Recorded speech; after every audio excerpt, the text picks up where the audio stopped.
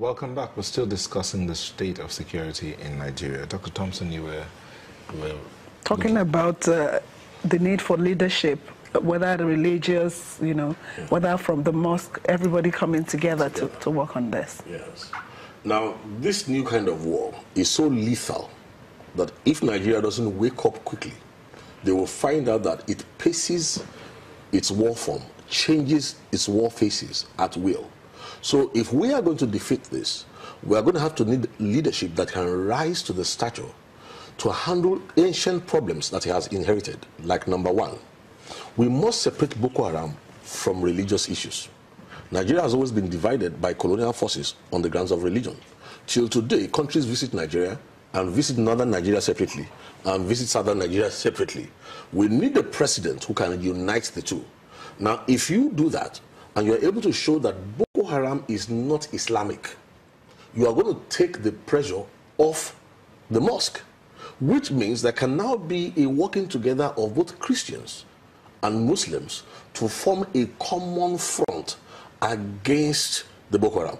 But when the average citizen is still guessing that if he rose in the civil service based on religion of one side or the other, his loyalty may be shaky. Now, what is the world waiting for? The future we are looking for across the globe, watch this, there's going to be a cooperation between governance and religious leadership.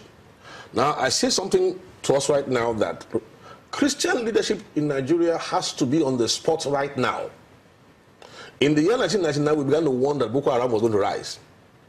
Christian leadership, we had meetings. I've served at least 3 generations of Khan presidents. We had meetings all over northern Nigeria, south, everywhere, warning that there's going to be a rise of suicide bombing and co. Now, the pressure is on the imams. We need to help our friends by taking the pressure off them. What am I saying? Nobody who is on the platform of our faith will say that he doesn't know that our faith requires sacrifice. We have no fear of death. We have eternal life.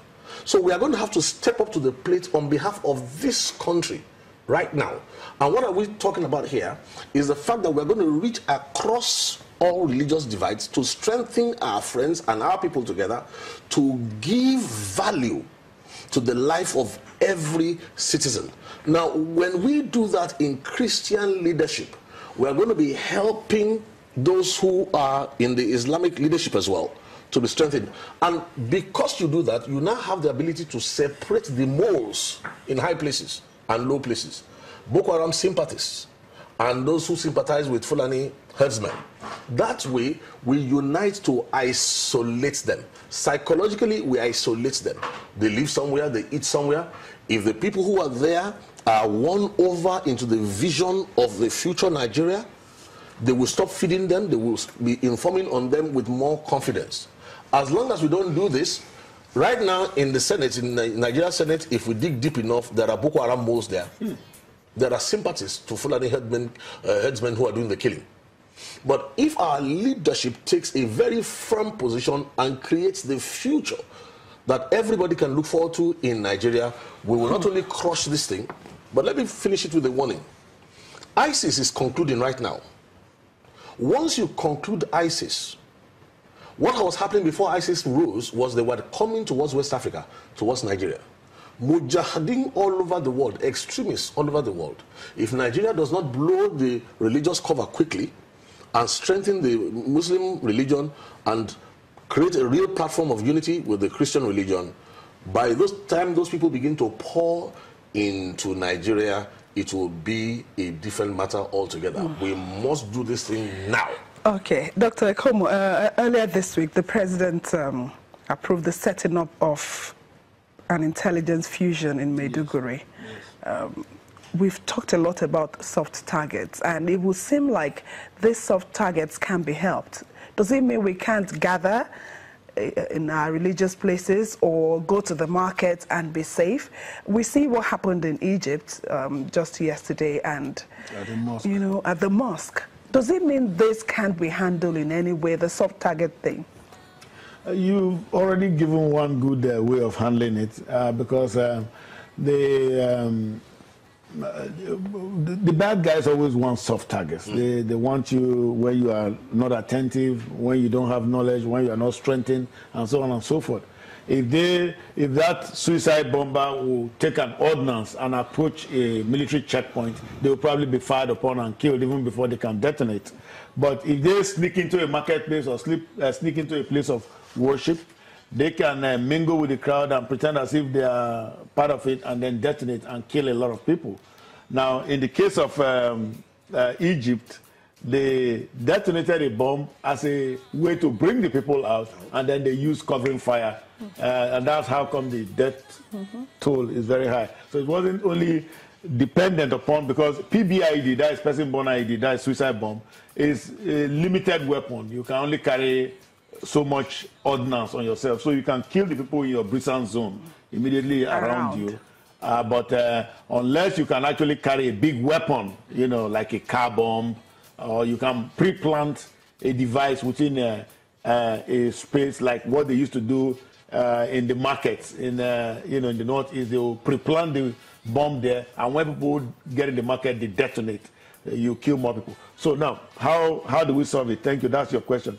The president signed the order creating a fusion center, which is way overdue. Now, very many years ago, for many years, we've been calling for these fusion centers, and such that intelligence can be brought into one central point and processed, analyzed, and then fed out to both decision makers and also the public, who we need to help protect because of this soft target. Now, if I give a security awareness course and give you information about how to identify a bomber, a suicide bomber, and you know, how to protect yourself in the event of a suicide bombing, I have hardened you. You are no longer a soft target. You become a hard target.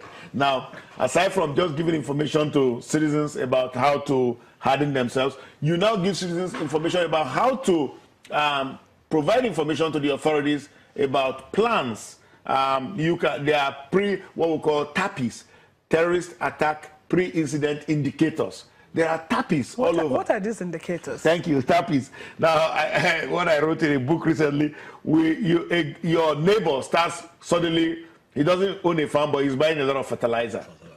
He's buying a lot of diesel. He doesn't own a big generator. You know, AMFO, that's AMFO right there, ammonium nitrate fuel oil bomb. That's what he's building. Now, in the past, we had a situation in Kaduna when they were buying a lot of empty cans. Suddenly, the authorities realized that these people were using these empty cans to make bombs, to make fertilizer bombs.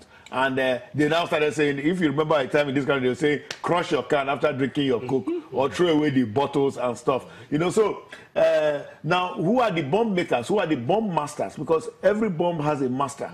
Who are the bomb masters? Like this device they used in Mubi, there was a bomb master. And the military said, the Air Force said that there was a facility in Sambisa Forest where they knew, I don't know how they knew that, but where they knew that the bomb was made, and they went and bombed out that facility. Now, I wish, since they had that intelligence, they had that knowledge that it was a bomb-making facility, they bombed it even before that device was taken to that mosque in Mubi, and all those people slaughtered needlessly. So, well, again, that's another thing. You might have information. That's why the fusion center is important. You might have the information, but processing it to a decision such that something will be done to prevent. Because the trick in terrorism is preventing a terrorist attack, not carrying the dead bodies after the attack. I mean, that you lost the war already. That's how come we say that the government should not make too much about, oh, we have won the war on terror. You haven't.